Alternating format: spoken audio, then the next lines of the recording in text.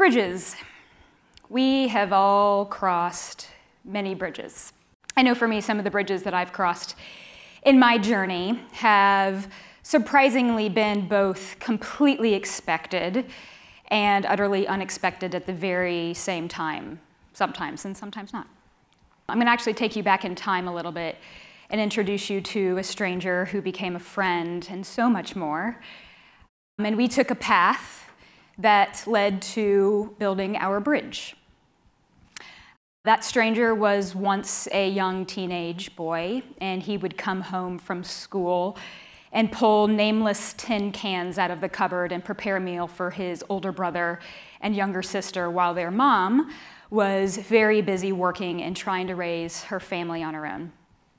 And he would grow and start to work under some top-name chefs and hone his talents.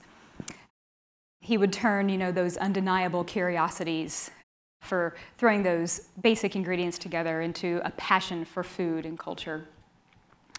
And as he grew, he realized he could do this on his own, or that we could do this on our own or together.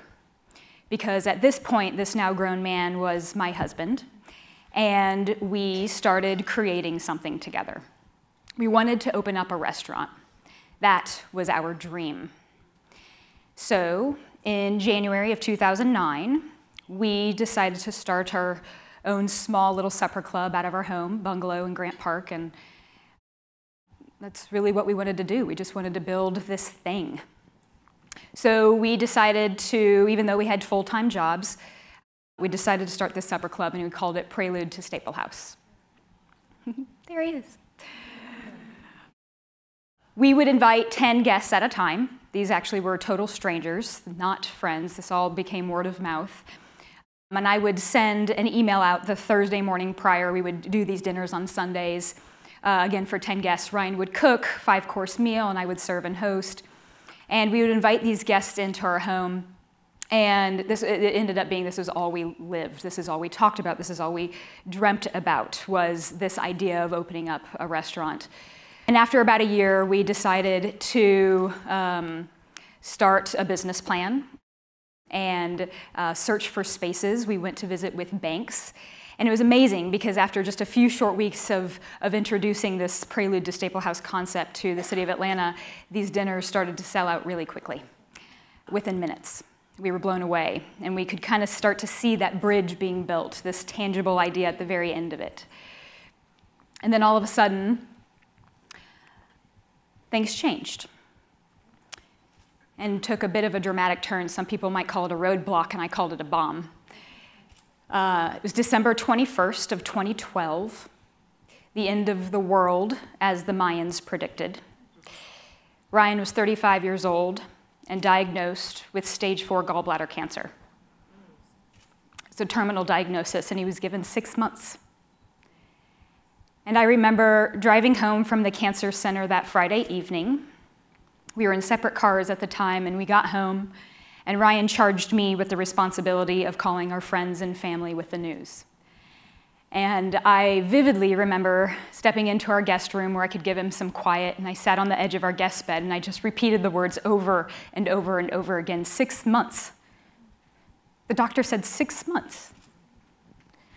What are we supposed to do? This beautiful baby that we were creating, this restaurant, where was it going to go? Our bridge collapsed. We were completely devastated and heartbroken. But thank goodness for reinforcements. And they stepped in waves. And they weren't there to necessarily help us build, rebuild, or patch this bridge that we were creating with Prelude, but they were there to make sure that we didn't fall off that bridge. Friends, family, mentors came in and said, "Let us help you." And that's exactly what they did. They came together and created a fundraiser that we called Team Heidi. Heidi being short for our last name of Heidinger, and the only notable way that I could grab Ryan's attention in a crowd full of people was to confidently vocal, "Heidi!"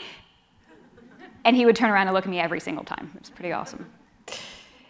In less than 4 weeks, From the day that we got cancer diagnosis to the day that this event occurred, less than 4 weeks, almost 1,000 people showed up, and in one single magical night, raised $275,000.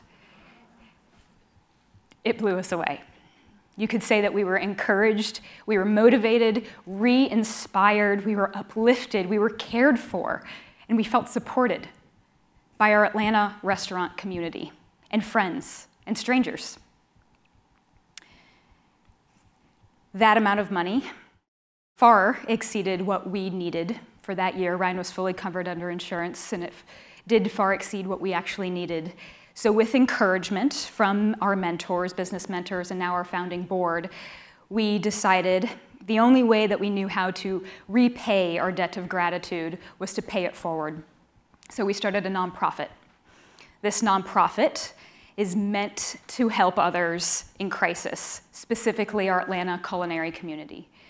Whether it's a catastrophic medical diagnosis like Ryan received, or a natural disaster, a fire or flood to your home, a death of a family member, a sickness and injury.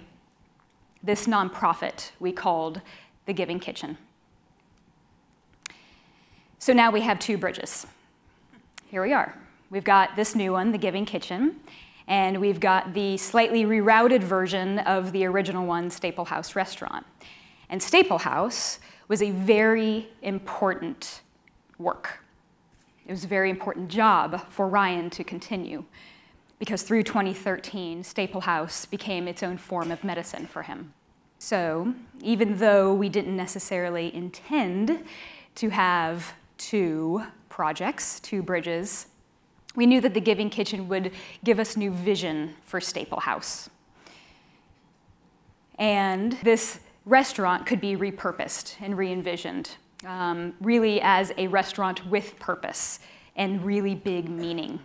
Our hope, of course, is that Staple House Restaurant is a beacon of light for our community and beyond, and it would illuminate the mission of the Giving Kitchen even further when we were operating.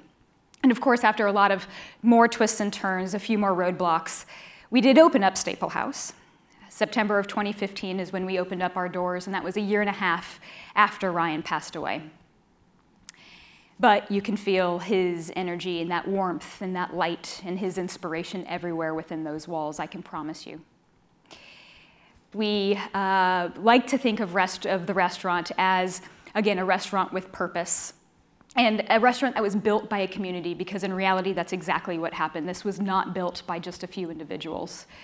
It was put together with passion and perseverance. And we have a front entrance, which is what is on the photo right now, but we encourage our guests to not use that door. We actually ask our guests to walk up the driveway, past an enclosed dumpster, into a garage door, and into the backyard, into some double doors before they even enter the space. And right there, they are greeted, there's the garage door. And there they are entering the space. This is kind of from the host stand perspective. And we ask them to come in that way because it's meant to feel like you're entering an old friend's home. And you walk in and you're greeted by this very quaint dining room and a small open kitchen, and this beautiful wood and oak beam graces kind of the center of the expo table, and on it, many quotes, mostly from boxers. And some of them are, "Everyone has a plan until they get punched in the face." Mike Tyson, yes. "If your dreams don't scare you, they aren't big enough." That's Muhammad Ali. But we like to think that some of the most powerful words come from a different kind of fighter. Ryan himself, he is our inspiration. And they're painted on the wall of the kitchen where our guests and all of our staff can see them every day. And that's anything long-lasting or worthwhile takes time and complete surrender. I'm going to leave you with just a small other short story. I was working at the restaurant a night recently, and I was at the host stand and had to exit for a moment to complete a task. And as I was walking back, I noticed a woman had walked in and stopped right by the host stand, and she was just looking into the dining room, and it appeared that she had been crying. And I remember kind of slowly walking up to her and realizing the reality of her standing there and crying in the restaurant. And I approached her and asked her her name, and she said, "You don't know me, but I've been waiting years to get here." She said, "I followed your Prelude to Staple House story. I followed all of your events, your cancer battle with Ryan, the launch of the Giving Kitchen, and now I'm here." She said, "I had cancer, and I beat it.